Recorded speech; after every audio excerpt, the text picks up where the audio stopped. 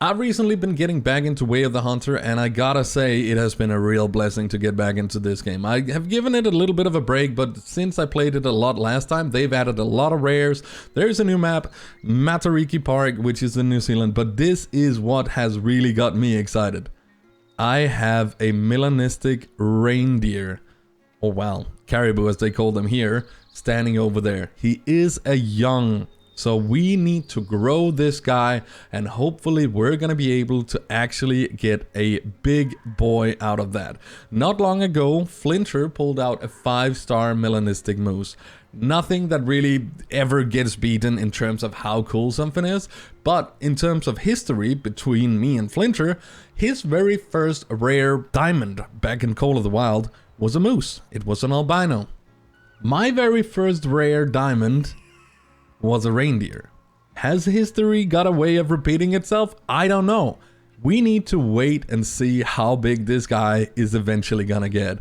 And not only do I have this as my chance, I actually have another one on the map as well that we're gonna go and find, keep track of, and watch grow up, and hopefully end up with a 5-star caribou at some point.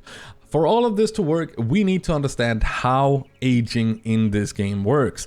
And for that, I have had a real nice talk with one of my good friends, Amazing Pizza, who's made an entire video explaining it. I will link to that in the comments down below, but I will briefly go over it myself as well, so you guys get an understanding of what's going on and how I have understood that aging in this game works. To get an idea of how to age our caribou, we need to understand these simple things. That a year in-game is 3 in-game days played, and you have to be playing for 30 minutes before you sleep till next day for it to count as a day. Once you've done that 3 times, you have aged the animal 1 year. And you can see here, the young caribou is age 2 and 3, which means you have 6 full days of them being young, then you go on to them being adult, where you have 4 till 7, and finally mature. And each of these years is represented by 3 days in game, so this guy I think is on day 2 of his 2nd year. He might be on day 3, which should end up having him become a 3-year-old next time we reset, or in 3 days of resetting, he should become an adult. And this is the only way we can completely confirm how old this guy is. So it is pretty important that whenever I sleep, I go and check up on this guy to see if he has aged into an adult. If I didn't find this guy until he was a mature, the only way I would be able to kind of tell how old he is to see how worn out he looks. I don't know how I will be able to see if they're fading in their colors like the regular caribous are gonna do when they get older. Obviously, we can also take a look at his antlers to see if they have grown up to the size where it's insanely big, or if we want to give him yet another year, try and sleep again, come back and check up again, knowing that he might end up dying off for us and will never make it to our lodge. Another thing we also need to be paying somewhat attention to is the zones. All the animals need to drink, rest and eat, and they have 6 zones tied to each herd or animal. So if we go into our map, take a quick little look, we have this guy in this zone right here. This is a eating zone. They all have 2 eating zones, 2 drinking zones, and 2 resting zones.